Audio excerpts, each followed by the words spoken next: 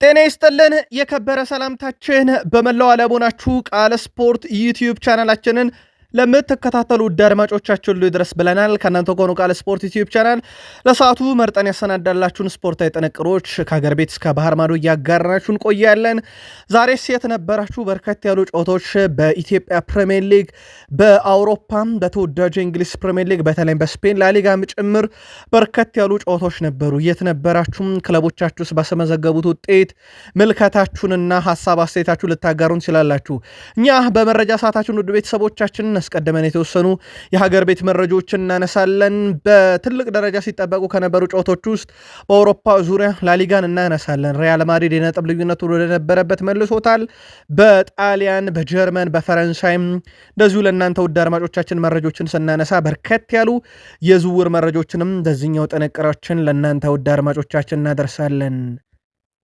በተወዳጁ የእንግሊዝ ፕሪሚየር ሊግ የመረጃ ሰዓታችን በርካታ ስፖርታዊ መረጃዎችን ይዘናል። ዛሬ በተለይም 3 ትልልቅ የተጠናቀቁ ዝውውሮች አሉ፣ እናነሳቸዋለን። አንደኛው በጣም ያልተጠበቀ ነው። በታላቆቹ ክለቦች የመረጃ ሰዓታችን የፔፕ ጋርዲዮላውን ቡድን ማንቸስተር ሲቲን የተመለከተ ልዩ ጥንቅር ይዘናል። የሲቲና የቶትናም ጨዋታ ይጠበቅ ነበር። 10 ደቂቃ በጨዋታው ግብ ለመመልከትም እንዲሁ በቂ የነበረ ጨዋታ ነው። አርሰናሎች ከዚህም ጨዋታ ትርፍ እንደው ብለው ያዩት ሲቲና ቶትናም ነጥብ ለማግኘት የተፋለሙበት ጨዋታ ነበረ። መልካታችሁን አድርሱን ሲቲውያን። በቼልሲ የመረጃ ሰዓታችን አንድ ዝውውር መረጃ እናነሳለን። በተለይም ከስምነት የደረሰበት ነው። ሌላኛው በታላላቅ ክለቦች ሊቨርፑል ቤትም ተጨማሪ መረጃዎችን ይዘናል። የቡድን ወሳኝ ሰው ፍሎሪያን ቬርዝን የተመለከተ ልዩ ጥንቅር እናነሳለን። በቡድን ዜና ኢብራሂማ ኮናቴን፣ ሁጎ ኤኬቴክንና አሰልጣኝ ስሎት የሰጡትን ተጨማሪ ሀሳብ እናነሳለን። ሊቨርፑል ቤት ዛሬ ካገኘነው ትልቅ ዜና አንድ የዝውውር መረጃ አለ። ተጨማሪ መረጃዎችን ይዘናል ለእናንተ ውድ አድማጮቻችን የምናጋራችሁናል። አብራችሁን ቆዩ። በአርሰናል የመረጃ ሰዓታችን ልዩ ጥንቅር ይዘናል። በተለይም አርሰናል ዋንጫ ሲበላ ከማይ ያለው ሰው አነጋጋሪን ሀሳብ እናነሳለን። ዴክላን ራይስም የቶትናም ሆትስፐርስና የሲቲን ጨዋታ በተመለከተ ያለው ነገር አለ። ማይክል ላማርቲያን አርቴታ በታክቲክ ጉዳይ ነው ተብሏል ያንን ያደረጉት። ከዛ በዘለለ በእሳቸው ቡድን ውስጥ ዕለታዊ ቡድን ዜናን እናነሳለን። የማዱኬ ነገር በጣም አነጋጋሪ ሆኗል። አርሰናልና ጉዳት እናነሳለን። በፕሪሚየር ሊጉ ሲጠበቁ ከነበሩ ሌላኛው ጨዋታ ኦልድ ትራፎርድ ላይ ማንቸስተር ዩናይትድ ልክ እንደ ፈርጊ ሁሉ እስከ መጨረሻው ደቂቃ የማይሸነፍ ቡድን መሆኑን ያሳየበት፣ እነ ካዘሜሮ ኳስ ባላየ አቀብለው ግብ የተቆጠረበት፣ እነ ብሩኖ ሚጌል ፈርናንዴዝ አሲስት ማድረግ ያላቆሙበት፣ እነ ማቲያስ ኩኛ ያቺን ዳንስ ለብቻ አይደለም ዛሬ ለሶስት የደነሱበት ነበረ። ይህ ብቻ አይደለም፣ ምድር አንቀጥቅጥ ሰልፍ የጠራው የማንቸስተር ዩናይትድ የ1958ቱ ተቃውሞ እንደተጠበቀ ነው። ማይክል ካሪክ ስለ ጉዳዩ ያሉት ነገር አለ። በርካታ መረጃን የያዝ ነው። አብራችሁን ከቆያችሁ ትከታተሉታላችሁ። ላይክ፣ ሰብስክራይብ፣ ሼር አድርጉን። ሀሳብ አስተያየታችሁን ስታጋሩን የት ስቴዲየም እንደነበራችሁም ጻፉልን። መልካም ቆይታ ተመኘን። በኢትዮጵያ ፕሪሚየር ሊግ የ18ኛ ሳምንት የመጨረሻ መርሃ ግብሮች ፋሲል ከነማ ቅዱስ ጊዮርጊስን 1-0 በሆነ ውጤት ድል አድርጓል። ፋሲል ከነማን አሸናፊ ያደረገች ግብ ቶሎሳ ንጉሴ የቅዱስ ጊዮርጊሱ ተጫዋች በራሱ መረብ ላይ 82ኛው ደቂቃ ላይ ያስቆጠራት ግብ ናት። ፋሲል ከነማ ቀሪ አንድ ጨዋታ የሚያሸንፍ ከሆነ የሊጉን መሪነት ሁሉ መረከብ ይችላል። ለማንኛውም ፋሲል ከነማ አሁን 32 ነጥብ ላይ ነው ያለው፣ ቅዱስ ጊዮርጊስ 23 ላይ ነው። በጣም ወሳኝ የተባለ ድል ነው በፋሲል ከነማ በኩል እንዲሁ በጨዋታው ላይ ማግኘት የቻሉት። ሌላኛው የአዲስ አበባው ተወካይ ኢትዮጵያ ቡናም ከመቀለ ሰባ እንደርታ ያደረጉት ጨዋታ 1-1 በሆናቸው ውጤት ተጠናቋል።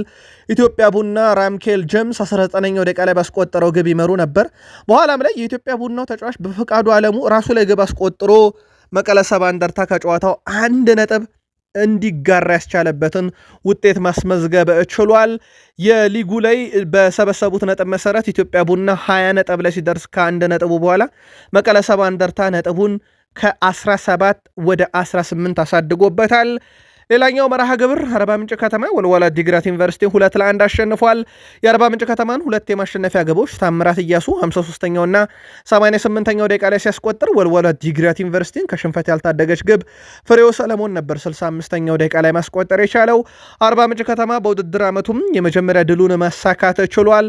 ወልዋሎ ዓዲግራት ዩኒቨርሲቲ 16 ነጥብ ላይ ሲቆም አርባ ምንጭ ከተማ ነጥቡን ወደ 11 እንደዚሁ ማሳደግ የቻለበት ነበርና በኢትዮጵያ ፕሪሚየር ሊግ ልክ እንደ እንግሊዙ ወልቭስ ያለ ክለብ ነበረ የአርባ ምንጭ ከተማ። ለማንኛውም ኢትዮጵያ ንግድ ባንክ ከነገሌ አርሲ የሚያደርጉት ጨዋታ በነገሌ አርሲ 2-0 መሪነት እንደቀጠለ ነበር ይህን መረጃ ስናጠናቅር። ስለዚህ በቀጣይ መረጃ ውጤቱን ጨምሮ አጠቃላይ ደረጃ ሰንጠረዡን በኢትዮጵያ ፕሪሚየር ሊግ የምናደርሳችሁ ይሆናል። ወደ ባህር ማዶ ስፖርታዊ ጥንቅሮቻችን ተሻገርን። በስፔን ላሊጋ መርሃ ግብር ሪያል ማድሪድ ከሪዮ ቫልካኖ ያደረጉትን ጨዋታ 2-1 በሆነ ውጤት ድል አድርገዋል። ጨዋታው በርከት ያሉ ነገሮች ነበሩት። ቀይ ካርድ፣ ፍጹም ቅጣት ምት በጨዋታው በቀይ ካርድ ብቻ አይደለም 2 ቀይ ካርድ የሚያየንበት ነው። ሪያል ማድሪድ 2-1 ሲያሸንፍ ቪኒሺየስ ጁኒየር 15ኛው ደቂቃ ላይ መሪ ያደረጋቸው፣ 49ኛው ደቂቃ ላይ ዲፎርቱስ ሪዮ ቫልካኖን አቻ አድርጎ ጨዋታው ቀጠለም። በኋላም ላይ 81ኛው ደቂቃ ላይ ሲያይስ በሪዮ ቫልካኖ በኩል በቀጥታ ቀይ ካርድ ወጣም። 90ኛው ደቂቃ ተጠናቆ በጭማሪው 14ኛው ደቂቃ ቼቬራ በሁለተኛ ቢጫ ካርድ በቀይ ካርድ ወጣ። ከዚህ በፊት ግን ኬሊያን ምባፔ በፍጹም ቅጣት ምት 90ኛው ደቂቃ ተጠናቆ በጭማሪው 10ኛው ደቂቃ ወይም 100ኛው ደቂቃ ላይ አስቆጥሮ ነበረ። ሪያል ማድሪድ ከበሪው ባርሴሎና ያለውን ነጥብ ልዩነትም ወደ 1 ዝቅ አድርጎታል። ሪያል ማድሪድ ነጥቡን 54 ሲያደርስ ሪዮ ቫልካኖ እዛ 22 ላይ ቀርቷል። ቀጣይ ሳምንት ሪዮ ቫልካኖ ከሪያል ኦቪድ፣ ቫሌንሺያ ከሪያል ማድሪድ ይጫወታሉ። አማካዩ ጁድ ቤሊንግሃም በጉዳት ምክንያት ተቀይሮ ሲወጣም ስቅ ብሎ እያለቀሰ ነበር። በጣሊያን ተጠናቆ ውጤት እጃችን ላይ የደረሰውም ቶሪኖ በሜዳውና በደጋፊ ፊት ሊሴን 1-0 በሆነ ውጤት ድል አድርጓል። ቼ አዳምስ 29ኛው ደቂቃ ላይ ብቸኛዋን ግብ በጨዋታው ላይ አስቆጥሯል። ሊሴ በጨዋታው 58 በመቶ የኳስ ቁጥጥር ቢኖረውም 42 በመቶ ብቻ ኳስ በተቆጣጠረው በባለሜዳው ቶሪኖ 1-0 በሆነ ውጤት ተሸንፏል። ሌላኛው ጨዋታ በአታላንታና በኮሞ መካከል የነበረ ጨዋታ ነው። ይህ ጨዋታ ያለምንም ግብ 0-0 በሆነ ያቻ ውጤት ተጠናቋል። ቀሪ የጣሊያን ሴሪ ጨዋታዎችና የደረጃ ሰንጠረዡን በቀጣይ መረጃ ሰዓታችን የምናካተተ ይሆናል። በፍራንስ ሊጋ ኦሎምፒክ ሊዮን ከሊል ያደረጉትን ጨዋታ ኦሎምፒክ ሊዮን 1-0 አሸንፏል። ኖርቲ 37ኛው ደቂቃ ላይ ብቸኛዋን በጨዋታ ግብ እንደዚሁ ማስቆጠር እየቻለበት ነበረ። ውድ ቤተሰቦቻችን የፍራንስ ሊጋን የጀርመን ቡንደስሊጋን ጨምሮ ቀሪ ሊጎችን በአውሮፓ 5 ታላላቅ ሊጎች ከነደረጃ ሰንጠረዡ እናነሳለን። የፕሪሚየር ሊጎቹን ግን ይዘናል። በፕሪሚየር ሊግ የመረጃ ሰዓታችን ስለያዝን እስከ ፕሮግራማችን ፍጻሜ ላይክ፣ ሰብስክራይብ፣ ሼር እያደረጋችሁ የትኛው የፕሪሚየር ሊግ ስቴዲየም ነበራችሁ? በተለይም ኦልድ ትራፎርድ ላይ ማንቸስተር ዩናይትድ ከፉላም ወይንስ ቶትናም ሆትስፐር ስቴዲየም ቶትናም ሆትስፐርስ ከማንቸስተር ሲቲ የት ነበራችሁ? ግን አስቶን ቪላም ጨዋታ ነበረው። የቪላ ደጋፊዎችም እንደተመዘገበው ውጤት ቅር ቢሰኙ ምልከታችሁን ግን እያጋራችሁን አብራችሁን ቆዩ። ፈረንሳይ የፊት መስመር ተጫዋች አለን ሴንት ማክሲመን ከ6 ወራት በኋላ ከሜክሲኮ ክለብ ጋር ተለያይቷል። ተጫዋቹ ክለቡን የለቀቀው ልጁ ላይ የዘረኝነት ጥቃት ስለደረሰበት መሆኑን ተናግሯል። አለን ሴንት ማክሲመን ባሰፈረውም ጽሑፍ ጥቃቱን ላይ ቢሰነዘር እቀበለዋለሁ፣ እኔ ትልቅ ሰው ነኝ። ሆኖም አይነቱ ለየት የሚለው ጥቃት በልጄ ላይ ነው፣ እንዴት መጋፈጥ እንዳለበት እንኳን በማያውቀው ብሏል። እንደዚህ አይነት ነገር እንዲፈቀድ አልፈቅድም ብሏል። ልጆቼን መጠበቅ ቅድሚያ የምሰጠው ጉዳይ ነው። ህይወቴን በሙሉ እዋጋለሁ ለልጆቼ ያለው አለን ሴንት ማክሲመን ከክለቡ ተለያይቷል። አለን ሴንት ማክሲመን በክለብ ቆይታው በ15 ጨዋታዎች 3 ግብ አስቆጥሮ 3 አመሻሽቶ መቀበል ችሎ ነበር። በልጄ ላይ ተሰንዝሯል ባለው የዘረኝነት ጥቃት ምክንያት ግን ከሜክሲኮ ክለብ ጋር በይፋ መለየቱን አረጋግጧል። በዓለም ዋንጫ ዙሪያ እየተነሱ ያሉ ዝግቦች እንደቀጠሉ ናቸው። ከቀናት በፊት አሜሪካዊ ተጫዋች ቲሞቲ ዊሃ የ2026 ዓለም ዋንጫ ውድድር ትኬት መናር ያለውን ቅሬታ ገልጾ ነበር። ዋጋው ኑሯል በሚል የአሜሪካ ብሔራዊ ቡድን አሰልጣኝ ማውሪሲዮ ፖቼቲኖ በኩላቸው ተጫዋቾቹን ይህ ጉዳይ አይመለከታችሁም ብለዋል። በተለይም ተጫዋቹን ራሱ ማለት ነው። ተጫዋቹ ሜዳ ላይ ብቻ መናገር አለባቸው ያሉት ፖቼቲኖ በመጫወት እንጂ በሌላ ነገር መሆን የለበትም ምላሹ ብሏል። አክሎም የትኬት ዋጋ የማውጣት ያንተ ስራ አይደለም ሲሉ እኛ ፖለቲከኛ ሳንሆን ስፖርተኛ ነን፣ በስራችን ላይ ማተኮር አለብን ብለዋል። ፊፋ የሆነ ውሳኔ ካሳለፈ ለዛ ምክንያት አለው። ማብራራት የፊፋ ኃላፊነት ነው። ሐሳብ መስጠት የኛ ሚና አይደለም። የኛ ኃላፊነት ጥሩ መጫወት ነው ብለው አሰልጣኝ ማውሪሲዮ ፖቼቲኖ ተጫዋቻቸው የመግቢያ ትኬት ዋጋ ናረ ቢል አንተን ምን አስጨነቀ አርፈ ተጫወት በሚል ምላሽ ሰጥተውታል። በጣም አነጋጋሪው ጉዳይ ሆኗል። ለአሜሪካ ብሔራዊ ቡድን ይጠሩታልንስ? ሌላው ተጠባቂ ጉዳይ ነው። ውድ የቃል ስፖርት ዩቲዩብ ቻናል ቤተሰቦቻችን ከእናንተ ከሆነው ቃል ስፖርት ዩቲዩብ ቻናል ለሰዓቱ መርጠን ያሰናዳላችሁን ስፖርታዊ ጥንቅር በቅደም ተከተል እያጋራናችሁ እንገኛለን። ከተወዳጁ የእንግሊዝ ፕሪሚየር ሊግ ብቻ ወዳገኘናቸው የዕለቱ ጥንቅሮች እንሻገር። የት ስቴዲየም ነበራችሁ? ሐሳባችሁን እያጋራችሁን አብራችሁን ቆዩ። አጫጭር መረጃዎቹን እናንሳና ጨዋታዎቹን አንድ ባንድ እንመለከታችኋለን። የጣሊያን ሴሪው ክለብ ኤሲ ሚላን የክሪስታል ፓላሱን የፊት መስመር አጥቂ ዣን ፌሊፔ ማቴታን ለማስፈረም ከስምምነት መድረሳቸውን ተከትሎ ይህን መረጃ ለእናንተ ስናደርስ የሕክምና ምርመራውን እያደረገ ነበረ። ኤሲ ሚላን ለተጫዋቹ ለክሪስታል ፓላስ 30 ሚሊዮን ዩሮ የሚከፍል ይሆናል። ተጫዋቹ ዝውውሩን ለማጠናቀቅ የሕክምና ምርመራውን እያደረገ ነውና ውጤቱ እጃችን ላይ እንደደረሰ በሰበር እንነግራችኋለን። አንደኛው በጣም አነጋጋሪ ዝውውር ነበር። ሌላኛው ወልቭስ ተጫዋች ለማስፈረም ከስምምነት ደርሷል። አንጌል ጎሜዝን ከኦሎምፒክ ማርሴይ በውሰት ነው ተጫዋቹን የሚያመጡት። 1 ሚሊዮን ዩሮ ወልቭስ ለዚህ ውሰት ዝውውር ይከፍላሉ። በተጫዋቹ በኩል እንግዲህ መግዛት ከፈለጉ ደግሞ 7 ሚሊዮን ዩሮ ይጨምራሉ። ኦሎምፒክ ማርሴዮችም ፍቃድ ሰጥተዋል። የወረቀት ስራዎች እየተከናወኑ ነው ተብሏል። ይህም በ24 ሰዓት ውስጥ ሌላ የሚጠናቀቀው ዝውውር ነው። የማንቸስተር ሲቲው ግብ ጠባቂ ስቴፈን ኦርቴጋ ወደ ኖቲንግሃም ፎረስት የሚያደርገውም ዝውውር ተጠናቋል። ኖቲንግሃም ፎረስት ግብ ጠባቂውን በ500,000 ፓውንድ ብቻ ነው የገላቸው ያደረጉት። ስቴፈን ኦርቴጋ በዝውውሩ እንግዲህ መጠናቀቅ በኋላ በማንቸስተር ሲቲ በነበረኝ ቆይታ ደስተኛ ነኝ፣ ብዙ ልምድ ቀስም ያለው የተሻለ ግብ ጠባቂ ሆኜ ወጥቻለሁ። አሁን በጥሩ ሁኔታ አገልግሎቴን በፕሪሚየር ሊግ እቀጥላለሁ ብሏል። ስቴፈን ኦርቴጋ በብቃት ደረጃ በርካቶች ኤደርሰን ሞራይስን ማስቀመጥ የሚችል እያሉት ነበረ። ኤደርሰን ሞራይስ ሳይቀመጥ ነው የተሸጠው። ምክንያቱም ጃልጄ ዳናሮማ አልጋ ወራሹ መሆኑን ተከትሎ ማለት ነው። ለማንኛውም ስቴፈን ኦርቴጋ በይፋ የኖቲንግሃም ፎረስት ተጫዋች ሆኗል፣ ማንቸስተር ሲቲን በመልቀቅ ልክ በዛሬዋ ቀን 10 ዓመት በፊት መዝገብ ገልጠን ብናይ በፕሪሚየር ሊግ የጆሴፍ ፔፕ ጋርዲዮላን ሹመት እናገኛለን። የ3 ዓመት ኮንትራት ፈርመው በይፋ ሲቲ አሰልጣኝ የሆኑበት ጊዜ ማለት ነው።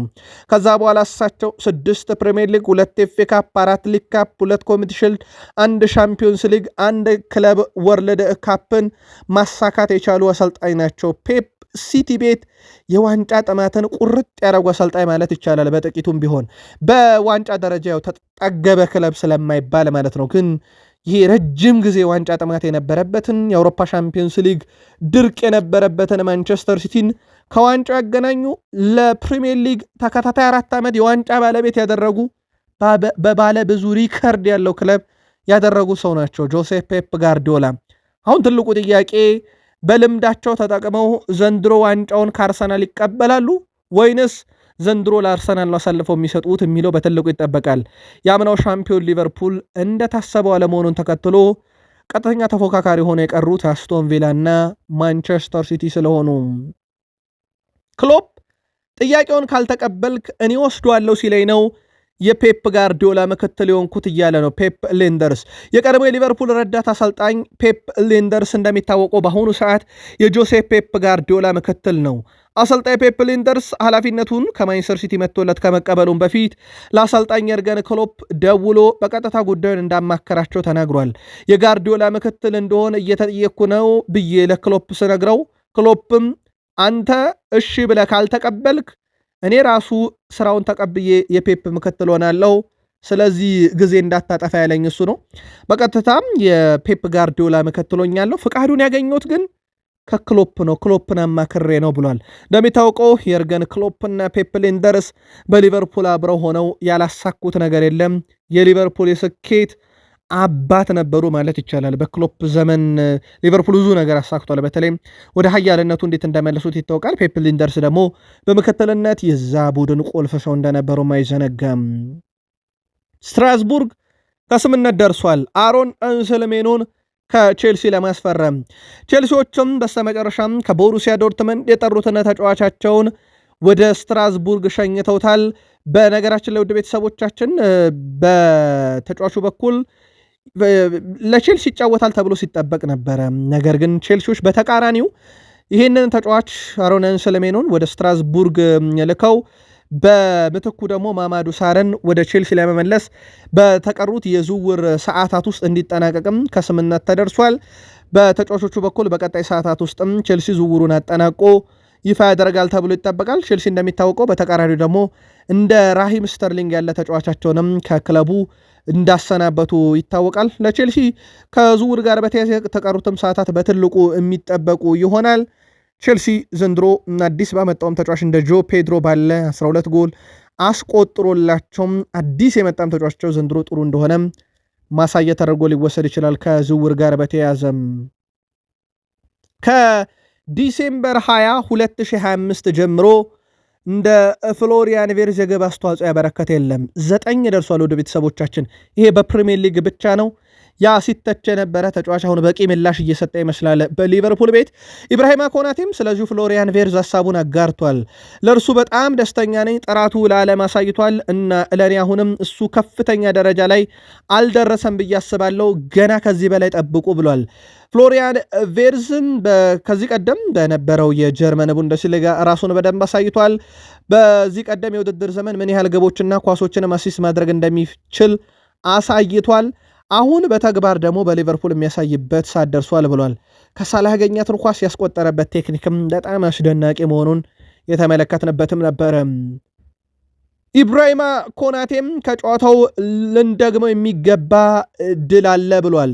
ብዙ ጊዜ በሜዳችን በአንፊልድ ሮድ ስቴዲየም የተሻለ ቡድን ነን፣ ነገር ግን ሁልጊዜ ብዙ ጎሎች አስተናግደንም ወይም በቂ አናስቆጠርም ነበረ። ይህን ነገር ቀርፈናል ብሏል። ያው 4-1 ስለሆነ በቂ ግብ አስቆጠረው ጥቂት ነው የተቆጠረባቸው። ስቴቨን ጀራርድም ከዚሁ ከኢብራሂማ ኮናቴ ጋር በተያያዘ ሊቨርፑል በፈለገው ሰዓት የመጣ ብሏል።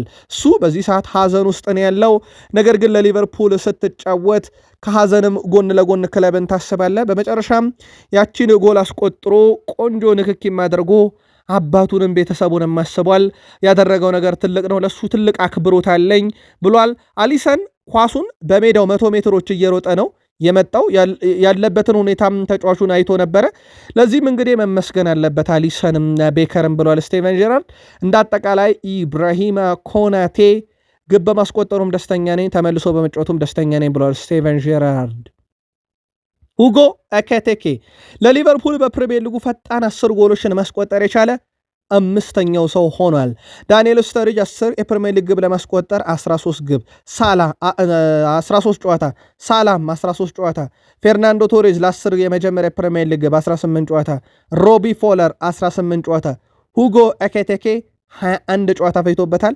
5ኛው ሰው ነው። ሳዲዮ ማኔ በ22 ጨዋታ 5ኛው ሰው ነበር። አሁን ሁጎ ኤኪቲኬ 5ኛው ሰው ሆኗል። በዝቅተኛ ጨዋታ 10 ግቦችን ያስቆጠረ በጣም ጥሩ ፎርም ላይ ያለ ተጫዋች ሆኖ ተመልክተነዋል። ስሎትም ከበርንማውዝ ጨዋታ በኋላ ለተጫዋቾች በነገርኳቸው መሰረት ተሻሽሏል ብሏል። በተጋጣሚ ሜዳ ክፍልም በእኛ የመከላከል ክፍልም መሻሻል አለብን ብያቸው ነበር ብሏል። ስሎት በሁለቱም ሳጥኖች ውስጥ መሻሻል አለብን፣ በመከላከሉም በማጥቃቱም በሁለቱም ረገድ ምርጥ ነበር ቡድኔ ብለዋል። በዛ ረገድ ደግሞ ከፊት መስመር የሚጠቀሰው ሁጎ ኤኪቲኬ ነበር።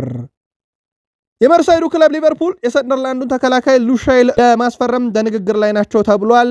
ሊቨርፑል በተጫዋቹ ዝውውር ላይ ከሰንደርላንድ ጋር በንግግር ላይ መሆናቸውንም ነው የተዘገበው። አሰልጣኝ አርኔ ስሎት ተጫዋቹ በፌኖርድ የሚያውቁት ሲሆን በቡድናቸው ውስጥም አምበልና ቁልፍ ተጫዋች ነበረ በወቅቱ ጌርትሩዋይድ። ተጫዋቹ ከመሃል ተከላካይነት ባሻገር በቀኝና በግራ መስመር እንዲሁም በአማካይ ቦታ ላይ ተሰልፎ መጫወት ይችላልና አርኔ ስሎት በፌኖርድ ሳሉ ተጫዋቻቸው በፌኖርድ ሳሉ የቡድኑ ካፒቴን አሁን በሰንደርላንድ በፕሪሚየር ሊግ እየተጫወተ ሌላ ተጨማሪ ልምድ አግኝቶላቸዋልና ቡድናቸው ላይ እንዲጨመር ይፈልጋሉ። የመርሳይዱ ክለብ ሊቨርፑል በተጫዋቹ ላይ ድርድር እያደረገ ነው። ከተሳካ በጥር ካልሆነ በቀጣይ ክረምት ነው። የድርድሩን አጠቃላይ ውጤት በተመለከተ ደግሞ በቀጣይ መረጃ ሰዓታችን አካተን የምናመጣ ይሆናል። ጋሬዝ ቤል አርሰናል የሊጉን ዋንጫ ሲያሸንፍ ከመመልከት ይልቅ ከምጫወትበት ክለብ ጋር ከፕሪሚየር ሊግ መውረድን እመርጣለሁ ብሏል። እሱ የተጫወተው በተለይም ለቶትናም ሆትስፐርስ ነበረና በእርግጥ በሌሎችም ክለቦች እናውቀዋለን፣ ግን በቶትናም ነው ብዙ ታሪኩ ያለውና ያንን ማየት አልሻም ብሏል። ከፕሪሚየር ሊግ ወደ ታችኛው ሊግ ቦርድ እመርጣለሁ እያለ ነው። እንግዲህ አርሰናል ለፕሪሚየር ሊግ ዋንጫ እየተንደረደረ ነው። ቶትንሃም አርሰናልን በፕሪሚየር ሊግ ዋንጫ እንዳይበላ አንቆ ማስቀረት የሚችልበት የፕሪሚየር ሊግ ደረጃ ሰንጠረዥ ላይ ባይሆንም ያንን ግን ማየት አልፈልግም ብሏል ጋሬዝ ቤል። በቶትንሃምና በአርሰናል መካከል ያለው ትንቅንቅ ይታወቃል። ከዚህ ጋር በተያያዘ ዴክላን ራይስ የቶትንሃምና የሲቲን ጨዋታ አያችሁ ወይ ተብሎ ሲጠየቅ እኛ ለማክሰኞ የግማሽ ፍጻሜ የኤምሬትስ የቼልሲ ጨዋታ ማለት ነው በካራባው ካፕ ለሱ ልምምድ አለብን፣ ትኩረት አንሰጠም ብሏል። ያለምንም ጥርጥር ግን ማይክል አርቴታን ጨምሮ በርካታ አርሰናላውያን ከጨዋታው ትርፍ ይኖራል ብለው መጠበቃቸው አይቀርም። ይህ ደግሞ ምንም ጥርጥር የለውም። ፔፕ ጋርዲዮላ እንኳን የሪያል ማድሪድ እና የቤኔፊካን ጨዋታ አይተዋል። ምክንያቱም በቀጥታ ለማለፍ የሪያል ማድሪድ መሸነፍ ወይም ነጥብ መጣል ይጠበቅ ስለነበረ ነው። ኦዴጋርድ ተቀያሪ ወንበር ላይ ተቀምጦ ነበረ በዚህ ሳምንት የጀመረው፣ በኋላም ተቀይሮ ገብቷል። ከጉዳዩ ጋር በተያያዘ በተጫዋቹ በኩል እረፍት ሳይሆን የታክቲክ ጉዳይ ነው ይላል ኢኤስፒኤን በዘገባው። ሚኬል አርቴታም በተጫዋቾቹ በኩል አንድ የነገሯቸው ነገር አለ። ለማንም ሰው ዋስትና እንደማይሰጡ በዚህ ሰዓት፣ ይልቁንስ ለቡድኑ ጥሩ የሚጫወት ጥሩ የሚንቀሳቀስ በቡድኑ የአሸናፊነት ጉዞ ላይ የራሱን አሻራ ማሳለፍ የሚችል ተጫዋች ሜዳ ላይ ይገኛል እንጂ ለማንም ሰው ዋስትና አልሰጠም ብለዋል። እና ኦዴጋርድም በጨዋታው ከተጠባባቂ ወንበር የጀመረበት ምክንያት እረፍት ሳይሆን የታክቲክ ጉዳይ ነው ተብሏል። ከዚህ ጋር በተያያዘ ግን በኦዴጋርድ በኩል የሚነሳው ተቃውሞን ምናልባት ሚኬል አርቴታ እየሰሙት ይሆን? መልከታችሁን ጻፉልን። አርሰናል ካስቆጠራቸው ግቦች ውስጥ አንድ በራስ ላይ ተቆጠረ ግብ ነበረ። ማዱኬ ነው ከማዕዘን ምት የመታው። ከዛ ግብ ጠባቂው በራሱ መረብ ላይ ያስቆጥሮት ነበር። አሁን እየወጡ ባሉ መረጃዎች መሰረት አርሰናል ያስቆጠራት ሁለተኛ ግብ በራስ ላይ ከተቆጠረ ግብ ይልቅ በኑኖ ማዱኬ ስም ተመዝግቧል የሚል መረጃ ወጥቷል። ያም ይሆን ከሆነ እንግዲህ ኑኖ ማዱኬ ከረጅም ጊዜ በኋላ ግብ አስቆጠረ እንደማለት ነው። ውድ ቤተሰቦቻችን ምናልባት በተጫዋቹ በኩል ለመጨረሻ ጊዜ በቼልሲ ሳለ በፕሪሚየር ሊግ ያደረገው ነገር ነበረ ግብ ማስቆጠር። አሲስትም ሆኖ ቢመዘገበለት ከ411 ቀናት በኋላ የሆነለት ነበር የሚሆነውና ከረጅም ጊዜ በኋላ ነበር። ለማንኛውም አሁን እየወጡ ባሉ መረጃዎች መሰረት የኑኖ ማዱኬ ኳስ ወይም ከማዕዘን ምት ያሻማት ኳስ በራሱ እንደተቆጠረች ተደርጋ ተቆጥራለች ተብሏል። ከሚኬል ሜሪኖ ጋር በተያያዘ ለማጣራት ሙከራዎችን እያደረግን ነው። ጉዳቱን በተመለከተ ከአርሰናል ቤት ስጋቶች አሉ እየተባለ ነው። የጉዳቱ መጠን ከፍ ያለ እንዳይሆን ተጨማሪ ሕክምና ምርመራ ስለሚደረግ ውጤቱን ከኛው ጠብቁ ብለዋል አሰልጣኝ ሚኬል አርቴታ። ፕሪሚየር ሊግ በ24ኛ ሳምንት በሲቲ ግራውንድ ኖቲንግሃም ፎረስት ከክሪስታል ፓላስ አንደኛው ይሁድ ተጠባቂ ጨዋታ ነበረ። ጨዋታው 1-1 በሆናቸው ውጤት ተጠናቋል። ውድ ቤተሰቦቻችን በጨዋታው ጊብስ ዋይት ገና በ5ኛው ደቂቃ ኖቲንግሃም ፎረስትን መሪ ያደረገ። ከዛ በኋላ 45ኛው ደቂቃ ላይ ዊሊያምስ በቀጥታ ቀይ ካርድ ከኖቲንግሃም ፎረስት ሲወጣ፣ ክሪስታል ፓላስ ደግሞ በዛው ሰዓት ላይ በፍጹም ቅጣት ምት 45ኛው ደቂቃ ተጠናቆ በጭማሪ 2ኛው ደቂቃ ላይ በሳር የፍጹም ቅጣት ምት 1-1 ሆነው ጨዋታው በዛው ተጠናቀቀ። ፓላስ እዚህ ሲጫወት ዣን ፌሊፔ ማቴታ ደግሞ ከወዲያ ኤስ ሚላንን ለመቀላቀል የሕክምና ምርመራውን እያደረገ ነበር። ፓላስ ቀስ በቀስ ዋና ዋናዎቹን አጥቶ የቡድኑን ዋና አሰልጣኝ ደግሞ ክረምት ላይ እንደሚያጣ ይታወቃል። ፓላስ ዋንጫ ባነሳበት ዓመት ማግስት ፍርስርስ እያለ ያለ የለንደን ክለብ ሆኗል። ቪላ ፓርክ ላስቶን ቪላ ዛሬ ምቾት የሚነሳ ውጤት ደጋፊውን ያበሳጨ፣ አርሰናልን እግር በእግር ከመከተል ወደኋላ የጎተተ ውጤት ነው የተመዘገበው።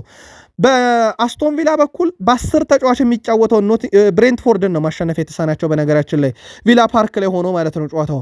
ብሬንትፎርድ ሼድ የተባለ የቡድኑን ቁልፍ ተጫዋች 42ኛው ደቂቃ በቀይ ካርድ አጡ።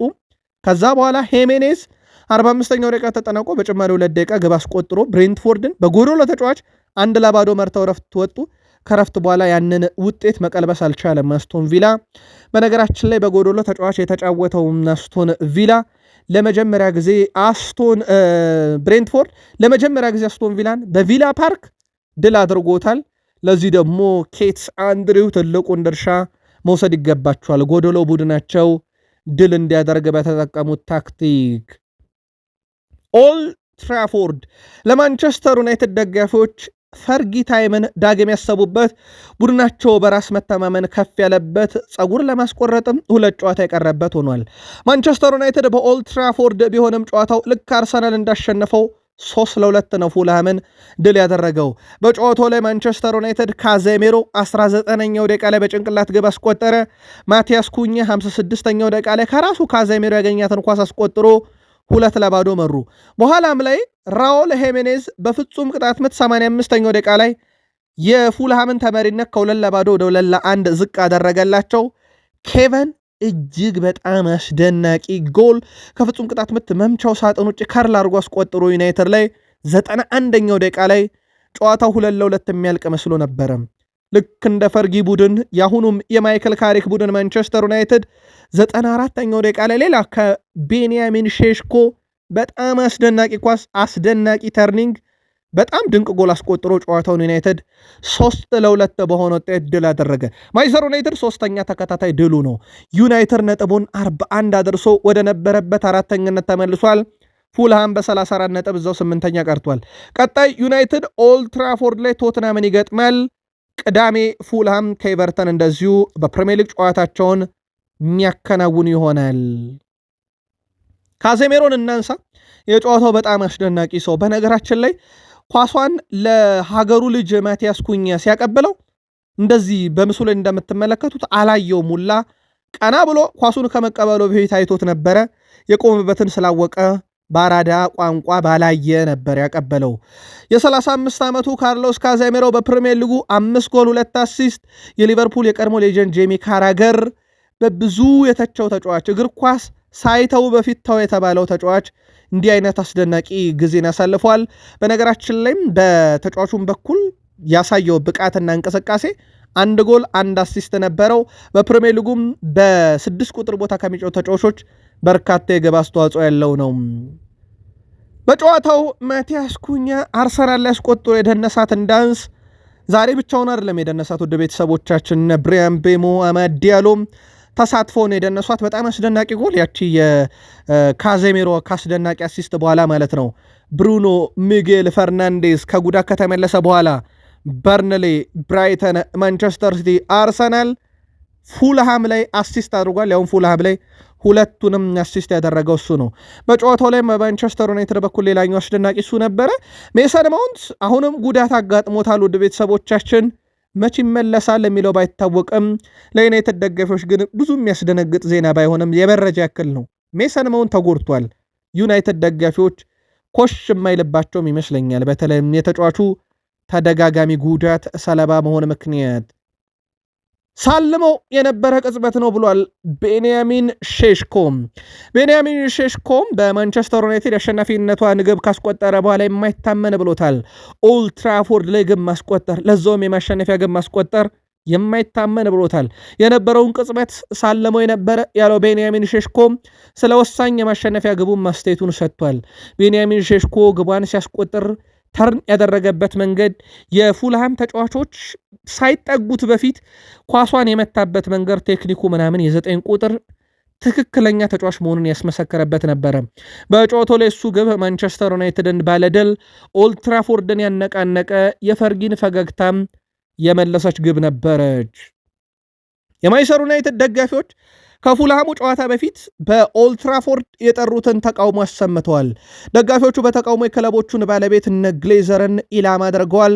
ደጋፊዎቹ ካሰሟቸው ተቃውሞ መካከል ግሌዘሮች 20 ዓመት ሙሉ ውሸት፣ 20 ዓመት ሙሉ ዝርፊያ፣ በተጨማሪም ግሌዘሮች እንዲለቁልን እንፈልጋለን፣ ዩናይትድን እንወዳለን፣ ግሌዘርን ግን በፍጹም እባካችሁ ክለባችንን ተውልን የሚል ተቃውሞ በኦልድ ትራፎርድ ዙሪያ ነበረ። ታዲያ ማይክል ካሪክ ሐሳቡን አጋርቷል ስለ ግሌዘሮች።